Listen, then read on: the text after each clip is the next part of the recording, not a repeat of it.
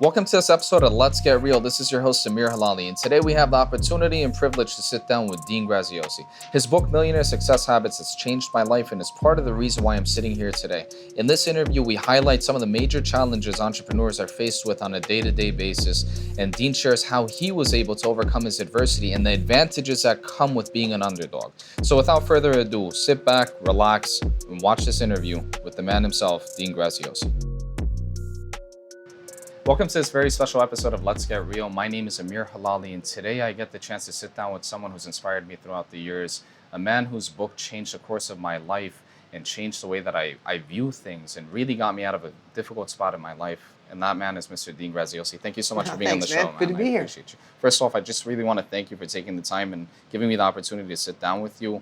Your book, Millionaire Success Habits, like we talked about off camera, has really changed the way that I look at everything. It helped me, and I know it's helped millions of other people just debunk why we think the way that we do and why our beliefs are so deeply embedded in us when they're not even our beliefs. So I really wanted to applaud you for that and thank you. And I want to talk about your new book because I'm really eager to read it. I've purchased all your courses, watched a lot of your content, and this book is something I've been waiting for. You talk a lot about being an underdog, and your book's titled The Underdog Advantage. So if you don't mind, can you tell the viewers, because I know a lot of the people who are watching this are probably feeling that themselves. They think they're underdogs. They feel like they're working against odds, whether it be the economy, the president, this, and that. Right, exactly. Can you talk a little bit about what does it mean to be an underdog and how do you turn that into power? Yeah, no, great. First off, before we get to that, I want to say I commend you for doing what you're doing. Thank you. The world needs this. You know, my dear friend Tony Robbins, he started 42 years ago. I started 24 years ago in this space. Same thing you're starting now. How long you been in this space?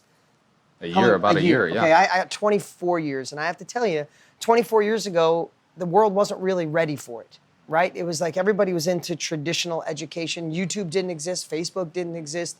Instagram didn't exist. So you got knowledge from libraries or from colleges, and anything outside of that just seemed odd to people. And I get it, because we're creatures of habit, right? But now we're in this space, and when I just got done speaking at an event called Influencer, Tony and I have the Knowledge Business Blueprint. Like we're in this age where people are deciding, should I go to college or should I learn from someone who's already done it? Should I learn from podcasts? Should I learn from courses? Should I learn from live events?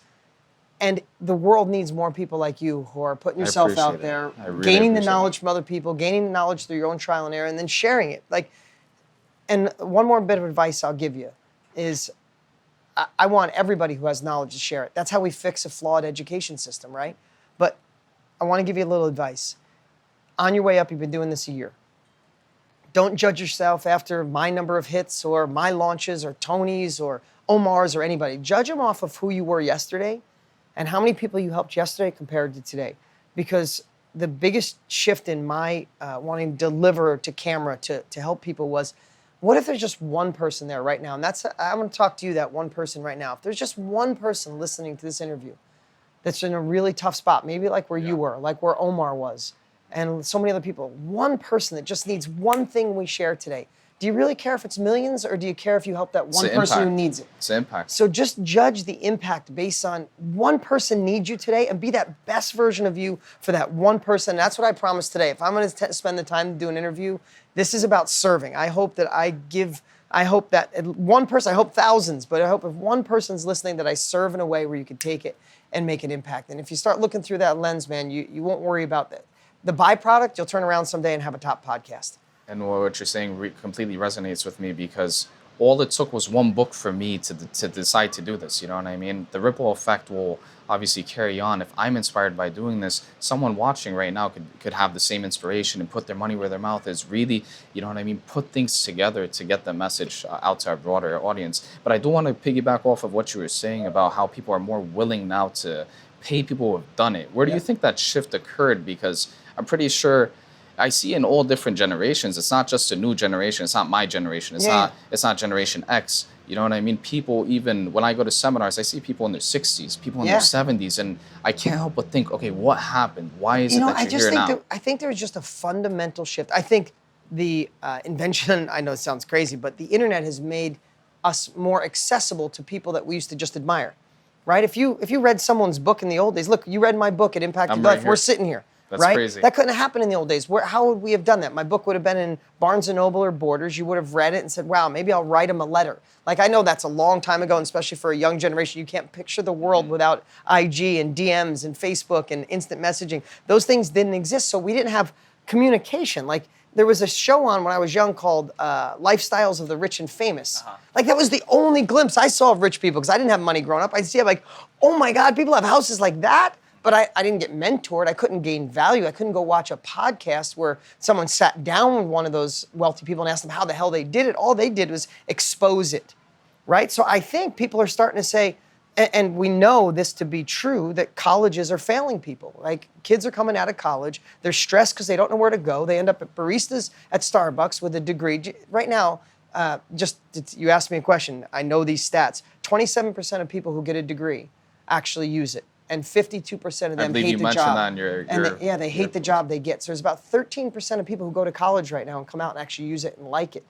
Where debt is causing people right now, a whole generation, your generation is buying a house 8 years later because they're riddled with college debt. But the college degree doesn't get them anything. But then they realize they could go spend a weekend with someone who's been doing it for 10 years, condensed everything they know, shares it in a workshop over a weekend, and they could start off, right, it's Tony Robbins, decades into days, yeah. right? So they condense it. It's like, okay, 4 years in college, 100 grand in debt, or I go to this weekend seminar and I could put it in play. You read my book and you're in this business. 100%. So just think about, and I'm not saying it's because my book, could be anybody's book, your next book, but would you, from the impact, just a book, not being at one of my masterminds or my events, could that be worth as much as a college degree to put you in this industry? If you take action of 100%. If you take action, yeah. Exactly. So I think when the question was, why do you think people are doing it now? Where the shift occurred. Because it's there, it's available, and people are going, go back to school or go hang out with this guy? I'm going to choose this. And that's great. And that puts us all in a great spot. It's like, that's why I love KBB. It's why I write these books. It's like, I want everybody in this industry. I don't have a scarcity mindset. I got an abundant mindset. I want millions of people to follow you and everybody who can deliver value, because it just fixes that problem, and the byproduct will be colleges are going to have to step up or they'll go out of business. I like what you said, that people are looking through another lens now, right? They Because are. social media That's a great way to put it's it. exposing people to greater things. Like, you could be somewhere in India, and I have people reach out to me from India offering their services, you know what I mean? Because they see the things that I'm doing. Yeah. I have people in third world countries that want to work with me because they're able to see the value that I'm bringing to them, you know what I mean? And you were talking about when you were growing up, it was only one TV show that would show Exactly. a house or a car, but now it's constantly being pushed upon you, and it has one of two effects, right? It could be positive, it could be negative, but at the same time, that exposure to your mind will draw it closer to your life. Do you agree with that? What's your take on that? Completely. Listen, here's the thing. For some reason, we were taught that we had to work on our weaknesses, that we had to learn through our own trial and error. I don't even know where the hell that came from. But I don't know about you in school. It's like, if you're bad at that, you better get better grades. If you're insecure, we got to find a way to get secure. Like, we were taught all these fundamentally flawed things and learning through your own trial and error, when really the fastest way is to find somebody who's good at something and just learn from them. They got the years of doing it, just start off where they left off. And I think, I'm not just predicting it, that people are voting with their credit cards. Like, the knowledge industry is one of the fastest growing industries in the world. Podcasts, why are they growing so fast? Because people are gaining knowledge. Do you mind sharing the stats with our audience? Because the way that you put it, the fact that you can put a number on it, and it's something so broad, I think it'll show people. Yeah, this is crazy. So the knowledge industry that didn't even exist a few years ago, right now is $355 million a day. So people are spending $355 million a day to learn from people like you, like me, getting value to go faster. But Forbes just came out with an article about 6 months ago that said that's predicted to go to $1 billion a day by 2025. Wow. So it's an industry going like this. And does that have a counter effect on the traditional education? Absolutely. It's the lowest enrollment in college in the history of colleges right now. Lowest enrollment. Highest mass exodus, people bailing before they get their degree, because people are going, what am I getting? I'm getting something antiquated, right? So that was a long answer to a short question, but that's why I think we're here. That's amazing. You just put it in a completely different light for me, and I hope that the viewers really feel the impact of that reply. I just want to ask you, where was the shift for you? Because in your book, you talk about we're taught that we have to work on our weaknesses. If you're bad at something, work on it, work on it, work on it. And I'm pretty sure you fell into that for a good amount of time. Where did you come to the realization, or how did you come to the realization? Yeah, and I will get back to people feeling like an underdog because I think that's a really important conversation. I think I had dyslexia and I couldn't read well, and school just wasn't for me. Just wasn't my gig. Since 7th grade, I knew it, and you know, things have changed a lot. But I remember Mrs. Thompson in 7th grade saying, you know, you're a loser. Like, why are you still? She's called me not a loser. She called me stupid. She goes, you're stupid. Just sound it out, and I couldn't. Like the way it looked and the way I said it was like it just wasn't jiving, right? So I know that affected me. It affected my confidence. It affected how I felt about myself. It affected, like, I remember just thinking, man, I'm just going to be stuck working at a factory or working on cars. Not that either one of those is bad. I've done both. But that I knew I wanted more. But I know there was times where my confidence slipped so much because I was focusing on what I wasn't good at, right? And just think about it. You're watching right now. Have you ever felt good about yourself when your confidence is down? Or have you ever felt good about yourself when you're working on something you know you kind of suck at, right? You're like, I feel insecure. And then all of a sudden we get the stigma in our head that's like, we need to get better at this. Like, I can't start my own podcast until I'm a better communicator. I can't start my own podcast until maybe I use a bigger vocabulary, I use bigger words. Like, it's all bullshit. It was all stuff we were taught that's not true. I still have a horrible vocabulary. I still can't spell. Every sentence I write, there's 6 words that a Word doc or email has to fix, right? But it was a lie because at one point, I don't know, I'd love to say there was this epiphany and the sky opened up, but there was something that shifted me where I just knew that if I work on things I'm bad at, I will live in mediocrity my whole life. I'll live status quo. But if I could find a way to get great at the things I'm good at, I could overcome them. And it just worked out to be 100% true. I'm not great at a lot of things. I'm amazing at a few. I'm really good on communicating on camera. I'm really good at building the best courses on the planet. I'm really good at building high-end relationships through reciprocity, like my relationship with Tony Robbins. That relationship is built out of love and respect and reciprocity. And I have high-level, great relationships. I know how to create a course that gets people impact. And I know how to sell that course. The other things, I hire people to do. And I learned that at an early age. Even when I didn't have a lot of money, I figured out ways to do the things I was good at, make enough to pay somebody to do things I sucked at.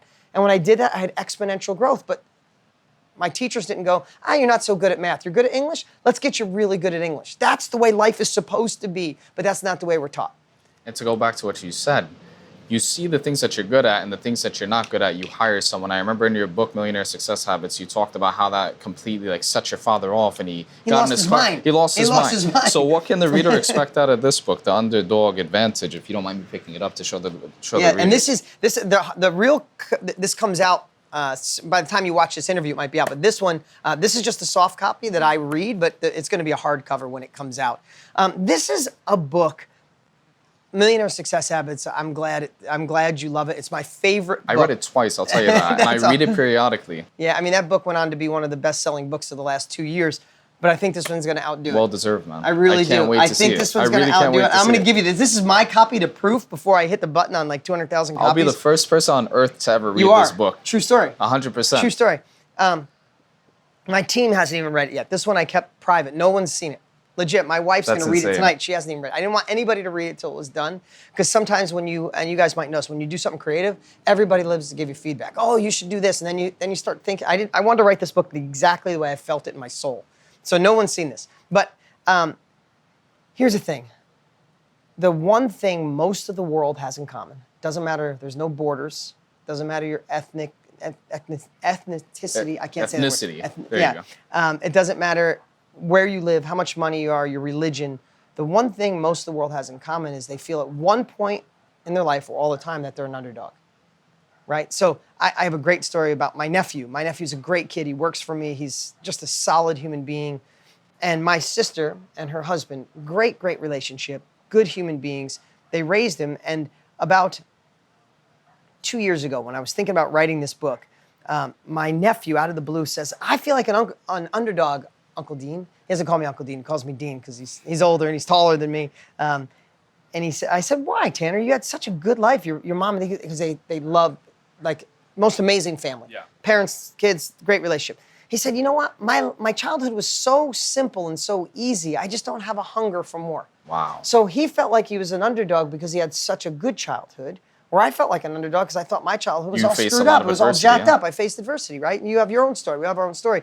So what I know is there is no determining factor other than most people feel like they're an underdog, and rightfully so. Most people watching have shit going on. You're struggling. You're trying to make ends meet. You're paying off bills. You're trying to satisfy girlfriends, boyfriends, husbands, wives, parents. Like you got all 100%, these yeah. people. You're trying to be someone for your parents and someone for your girlfriend or someone for your husband or someone for your wife. And if you have kids, you're trying to be someone for your kids, and you're someone when you go out at night, and you're someone when you go to church. Like we got all these variables, and we're trying to make it work. And man, it's like, man, I could make it work if I didn't have all these people. I can make it work if people supported me. I could make it work if we didn't have a crazy president. I could make it work if I lived in a different country. I could make it work if I lived in America. I could make Just it so work. much noise Like, going there's just on, so yeah. much that I feel that we have this, there's a whole new generation especially that really feel this underdog presence as a disadvantage. And I wanted to just debunk that. I wanted to prove to the world that being an underdog is actually the greatest advantage in the world. That when you know how to take those disadvantages, when you look at the most successful people in the world, and I geeked out to do this. I mean, I listened to a 47-hour book on George Washington's life, the founder of America, right? I did because I wanted to just take in every underdog story that existed, and there's a common thread. Underdogs take their disadvantages and they turn them into a superpower. Not like, oh, you know, I don't have it rough, I'm gonna be motivated. No, they fundamentally shift it and it becomes the thing. Their underdog disadvantage literally becomes the thing on why they're successful. So I geeked out, I read a bunch of books, I interviewed a bunch of people, and I wrote a book to show everybody watching that the things you think are holding you back are things that are gonna actually the thing. catapult They're not your kryptonite, they're your superpower. They're going to catapult They're you into where, catapulting you, you know? So I geeked out on this, and so many people talk about history feel the and passion coming out of your talk voice. about like George Washington, Yeah. and they'll tell the story. But when you read a 48-hour book, I know what this kid, like, I know what he liked when he was 6 years old to eat. Like, it was the most in-depth book, but he wasn't the only one. But just telling that story, this is a kid whose father had money, but he was the last kid. By the time they got to him, they were out of money, and he was the only one they couldn't send to school. I just want you to think about this. This is the father of America, right? Couldn't send him to college. It's because he couldn't go to college, and he wanted to be in the army, and he felt like people were kind of like snubbing him, especially he was from America. We were British ruled then, so the British wouldn't let him be an officer, and when they did, they paid him half as much, and they wouldn't let him in meetings because he was American. He was like, you know, the immigrant. Yeah. There's Americans. So because he didn't go to college and he was shunned, because they wouldn't let him in meetings, because when they finally gave him a little something, they gave him half, and they gave him the crappiest jobs, because of that, a lot of the world would say, it's my damn dad. He didn't have money left for me and I couldn't go to college. That's why it's this way. Oh my God, I'm in America. Or it's these damn British. They don't respect me. That was his disadvantage, his first one of many. But what he did was, because he couldn't go to school, he ended up being a land surveyor, and it allowed him to understand the territory so much, and he wanted to prove to the British that he was smarter and better than them. He had a grudge on his shoulder. Instead of using it as a thing to hold him back, it was his motivation to get up earlier, read more books, travel the country more. And what he did is he just proved them all wrong. It was what I call in the book, the power of you can't. Everybody's going, George Washington, he can't do that. Instead of saying, oh, I can, he's like, really? I can't? And I mean, look, I got goosebumps talking about it. It became rocket fuel. It became this massive energy and whatever we need to get the rocket off the ground, right? Like, I'll share with everybody, like, when a rocket goes to space, do you know that 80% of the fuel is to get it like the first 200 feet off the ground? Of course, yeah. Right? So it's the same thing. It's like, so where do we find rocket fuel? He found the fuel as people thinking he was underestimated, he wasn't smart enough, and he wanted to prove to him he didn't need a degree, and that got the momentum. Right? Then, I mean, there's just so many stories with him as he went on, and the British government and his upper generals kept like looking down on him. It's when he converted and decided to go and be a part of the revolution, right? And then I'm just going to share one story about this because it's one of those things. If you didn't know the outcome, and I don't mean to digress on this, but I love this part. No, I'm loving it. If you didn't know the outcome, there's no way. Picture this: George Washington. They officially announced the Declaration of Independence. Screw you, British government, British king. We don't need you. We're out. We're done. We're rebelling. The strongest navy, strongest army in the world, most wealthiest, most powerful nation in the world at the time was England, was the British government. So now George Washington says, hell no. He puts together an army. His army is 7,000 people, right? 7,000. The youngest are 13, the oldest are 70. They don't have guns. They ran out of gunpowder. Only half of them had shoes. They didn't have food. He's got this ragtag army. Just, again, we all know the story of George Washington, cut down the tree, saves America. But let's just put ourselves, he's in New York before New York is developed. It's winter. They got nothing. They have no food. They're starving. Half of them are leaving because they're freezing. They come around, they got enough gunpowder for everybody gets like one shot. King George, the King of England, says, go shut these rebels up. Sends 50,000 troops. No, 35,000, if I want to give exact numbers. 35,000 troops he sends to America. 10,000 of them are Hessians. The Hessians are hired guns from Germany. They're ruthless. They don't lose anything. They literally pay for hire, right? Mercenaries. So think about 7,000 troops that are ragtag kids, no guns. 35,000, they come, they surround New York. They try, and they just kick their ass, for lack of a better word. They take Staten Island, they take Long Island, they take Brooklyn, they take Queens, they take the southern tip of Manhattan, they take the upper tip. They just destroy them like nothing. And in fact, after they destroy them, they're down to like 4,000. Half of them like ran to the British government and said, I'll work with you. I don't want to be with these jerks anymore, right? You can't beat them, join them. Right, the other half ran. He has 3,000 people left, and they're literally running through New Jersey with the Hessians and this 35,000 army chasing him just to hunt him down and kill him, just to set the precedent.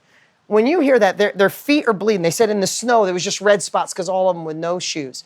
Like when you read that, it's like, there's no way America wins. Like it's impossible. Like the King of England just said, eliminate all the troublemakers. Let's get back to business as normal, right? But because he was an underdog, because he didn't have the army, because he was underestimated, because people doubted him, because he didn't go to college, because his mother was so ruthless to him. His mother didn't love him. She was mean to George Washington, like ruthlessly mean. He could save the world, and she'd be like, you couldn't save two worlds? Like just mean, like everything you could think wrong. And then the United States government runs out of money, and they're like, maybe George Washington isn't the guy. He's such an underdog that he found a way in each one of those to use it as power. You know, underdogs, all of us are underestimated. They never see you coming. That's awesome. Underdogs are resourceful as shit because we don't have privilege. When you're an underdog and you want to start a company, you can't go to a relative and say, can I have $1 million? You got to be a scrapper. You got to make the first week profitable so you can pay for week two. Exactly, yeah. So underdog makes you resourceful.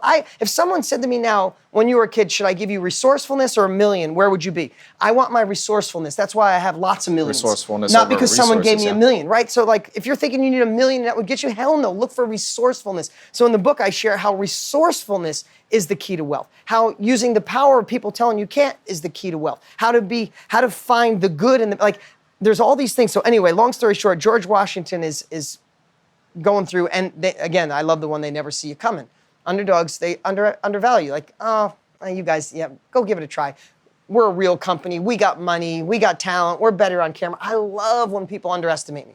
Being underestimated is my greatest, like, I love it. I've trained myself when people underestimate me, it's like, oh, wait till you see what I do. Not what I say, what I do. So yeah. George Washington's running through Fort Lee, New Jersey. He's hiding. It's Christmas Eve. And this is the part, one more thing, and I'll end with this. Just think about this in your life, though. I'm telling you this story not so you know about American history. I'm just talking about a guy. Now here's the downside, too. He went against the British government. If they didn't win, they were beheaded. There was no like, oh, if I try this business, I might go broke. Yeah. He doesn't win the war. They cut his head off, right? Hands down, and all his generals. So now it's Christmas Eve. He's only got 3,000 people left. All the Hessians are in New Jersey on the other side of the Delaware. That's the famous Delaware crossing. It's Christmas Eve night. It's one of the coldest nights of the year. There's ice in the water.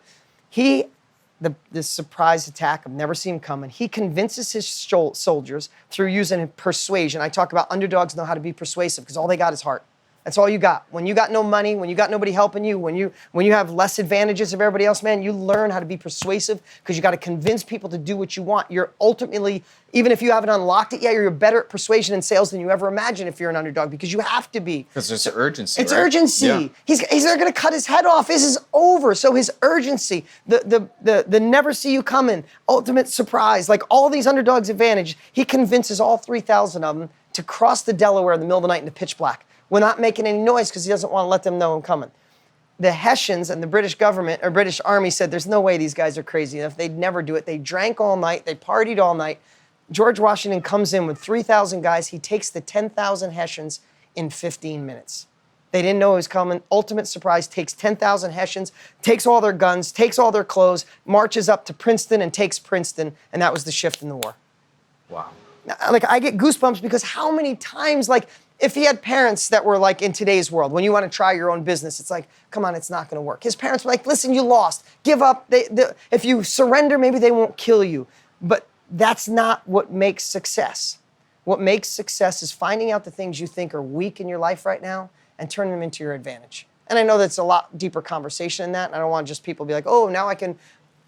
But you really got to think of how you could change the story, change them, and make them your fuel.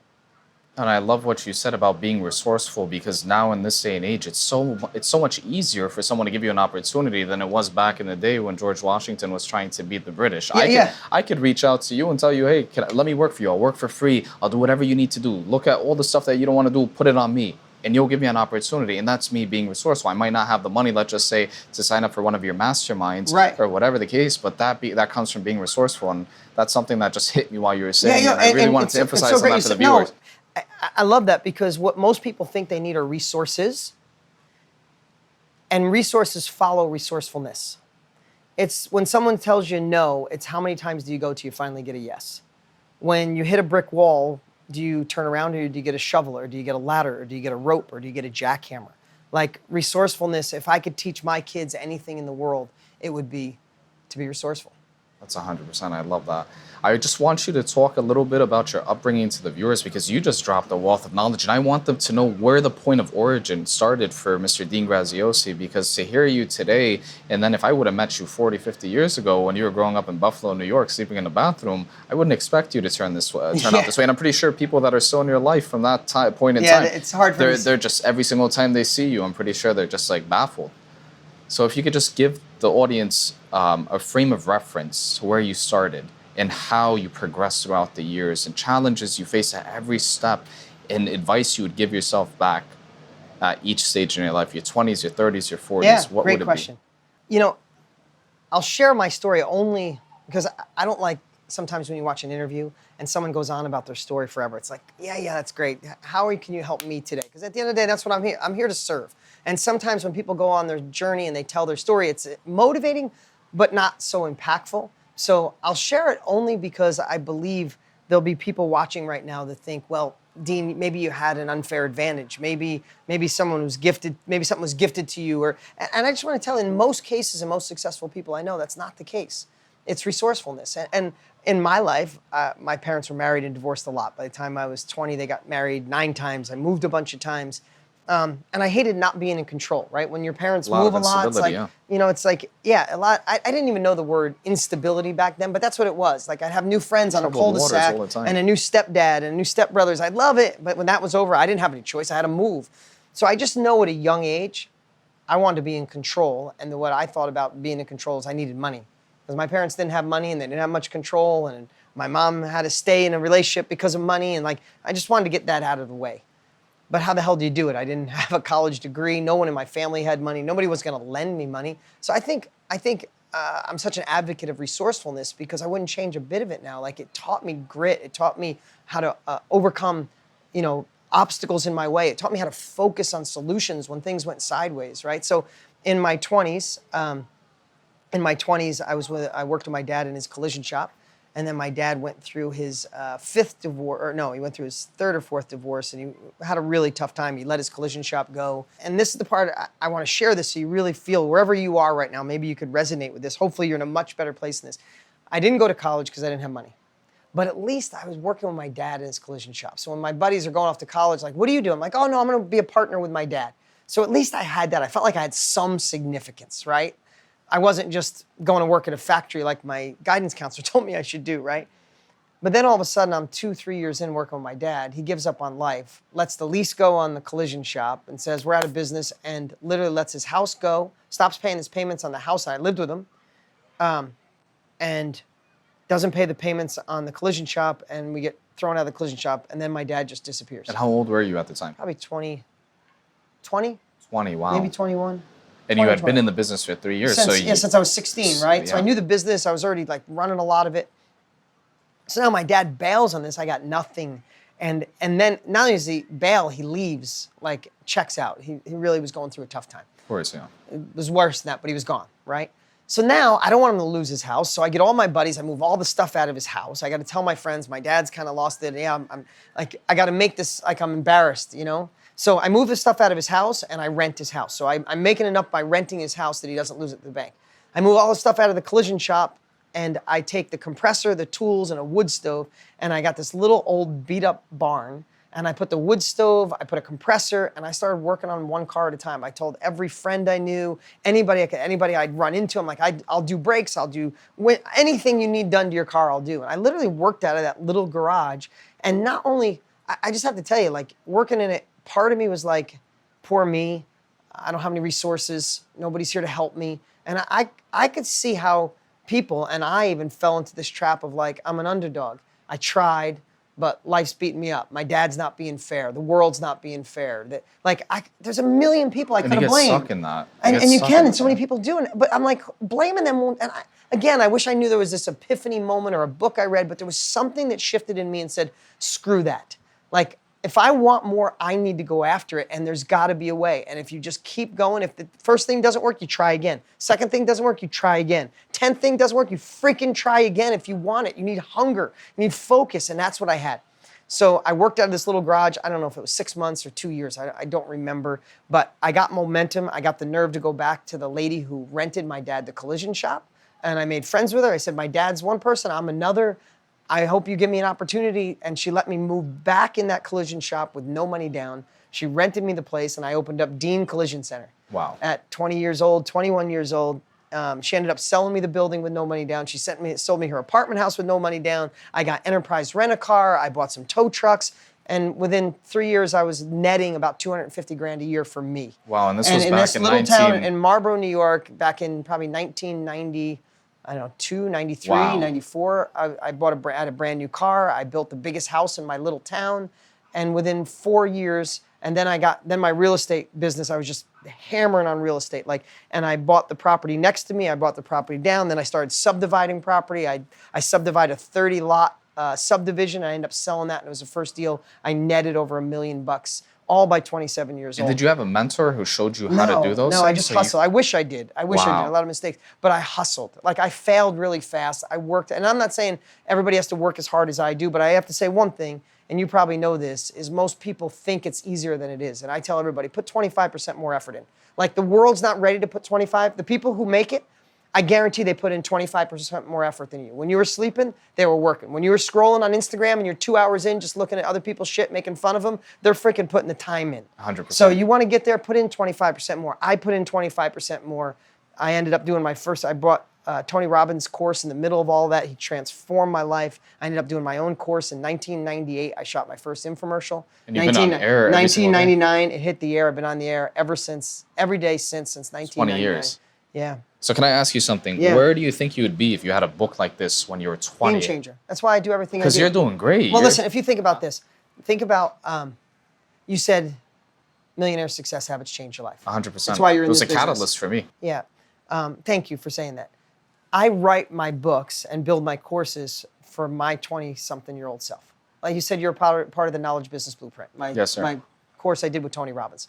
When Tony and I sat down, we said, let's create something. We condensed this, he says, like you said before, decades into days. We got 60 plus years in it between us. Like, how do you create something that we wished, like would pray to God someone gave us opportunity to get when we were in our 20s, right? So that's how I built it. I wrote this book for anybody who's like that would be my unfair advantage. Like, if somebody gave me this book or Millionaire Success Habits or the Knowledge Business Blueprint, oh my God.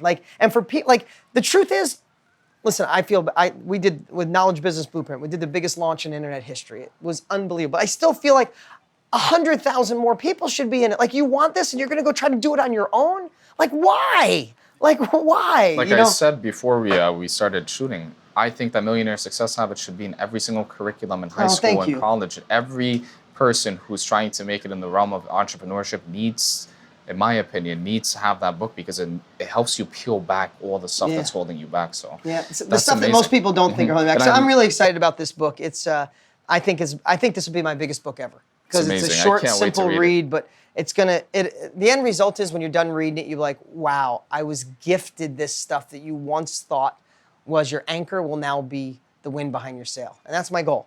That's amazing. Because it all starts here. We shift this, 100%. all the other stuff. Everything else falls in line. So I just want to ask you one last question. We're going to go ahead and wrap it up. I noticed that everything that you do comes from a place of pain. Like you wrote this book for your 20-year-old self. You're looking back at him. What did he need at the time? Because that way I can provide people who are in that position with the proper tools to get to that next level. So I wanted to ask you a question that's actually from my second favorite book, Money Master the Game by Tony Robbins, a dear friend of yours. I'm sorry. He asked every single billionaire that he's interviewed one question. That question changed the course of my life as well, the way that I thought.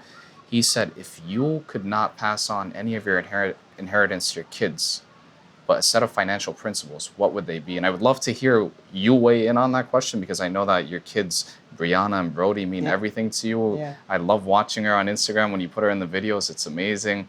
And I just they don't like being on Instagram, so which is a blessing. Except that I want them on more because people want to see it, and they're like, "No, I don't want to be on there." But thank you for saying that. Because I just recently got married, and I'm looking to start a family soon. So I'm asking this from a place of curiosity, guys, and I hope that the viewers can see it and take as much value from it as I'm going to right now. What would you teach your kids? So on the financial side or just any side? Financial side and just lessons that you that you taught. So I'm doing a video series right now, lessons for my kids. I'll send them to you. I've already shot 22 of them. They're hopefully when I'm gone someday, my kids can go back and look at these lessons. So on the financial side, I would say that I don't think we're taught enough through school and from families and from parents what it really means to do your own thing, right? I think we're taught, like, and especially nowadays when people think of a company, it's like, how much money can I raise? Can I do something in Silicon Valley? Like, it gets fundamentally flawed. And what I would say is think more of investing in yourself, investing in capabilities and knowledge, because whatever it is that you want to do, someone's already doing it. And if we can spend a lot less than college, we can spend a lot less than trial and error, we could figure it out by investing in ourselves and getting self-education. I don't mean to lean back on that, but a lot of times in life, and this is fundamentally something that shifted my life, the conversation of who versus how. A lot of times you say, I just got married, I'm gonna have kids someday. I wanna know how to save up money to make sure my kids are good. I wanna know how to properly invest my money so I get a multiple. How causes overwhelm and confusion to me, especially when I don't know how to do it. Ask me how to grow my Instagram account. Immediate confusion to me. There's an easier word, it's who. Who could take me there? Who can take me there? So if you want to know how to diversify your portfolio, you hire someone that knows how to do it. Go out and do what you do best so you can afford the who. How overwhelms, who is clarity, right? So if I want to learn what I did when I want to grow my Instagram account, I found a 17-year-old kid that knew Instagram so well. He was the who. I hired him and he manages my Instagram account. I found somebody for Facebook, for YouTube. Like, who is easier than how? So what I say is go deep on what you're good at. Keep getting better, invest in yourself, invest in self-education, which is really just specialized knowledge. Like, get the knowledge on the thing you want to do, not all the other stuff that distracts you. Get so good at what you do that when it's time to say, I want to make sure our future kids are okay, you go hire the best financial advisor who gives you really good advice. You want to know how to diversify your portfolio? Find somebody. You want to start a PPI, a private life insurance? You hire someone who's good at private life insurance. You want to do an ESOP on your company? You want to go public? You want to raise money? Don't try to figure it out. Go deeper, and this is Tony's advice too, go deeper in your well, that it pushes out the money to hire the who to do all the stuff that you need. That's amazing. That I wish someone would have told me a lot sooner, because I used to try to figure out everything on my own. And again, when I ran into things I wasn't good at, it dinged my confidence. And then I'm like, oh man, maybe I shouldn't. And then when your confidence is down, what do? You're shaking your head, right? When your confidence is down, what do? You hesitate. And how many times you hesitate in life and a year goes by and then 5 years goes by and 10 years goes by and you're like, shit, when you could have just hired the who, right? So that's one.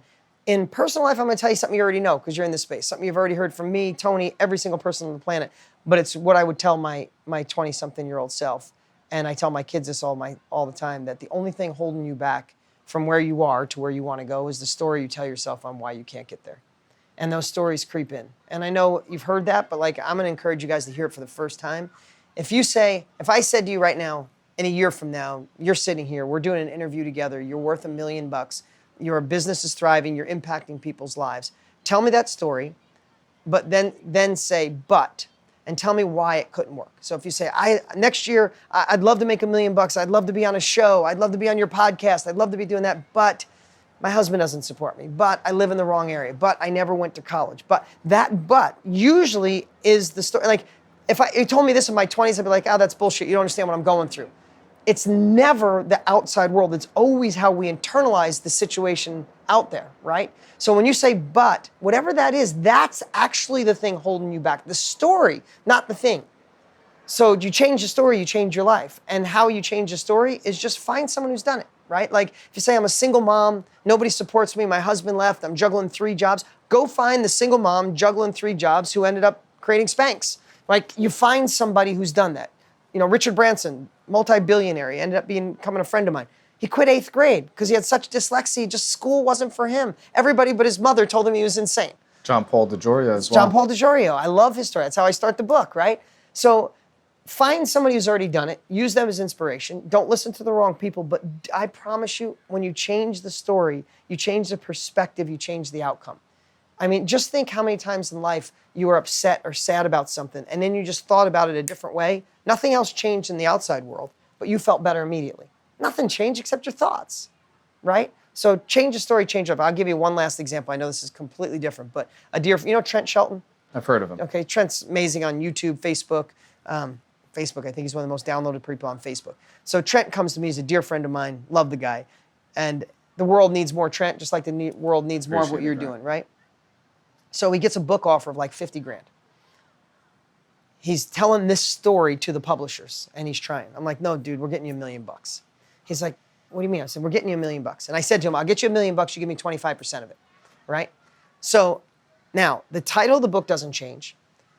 The length of the book doesn't change. The words on the book doesn't change. We just changed the story of how we presented it to the publishers.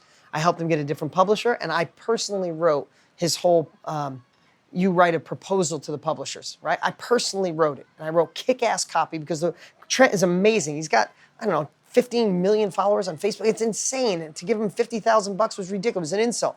Long story short, I got him 900 grand.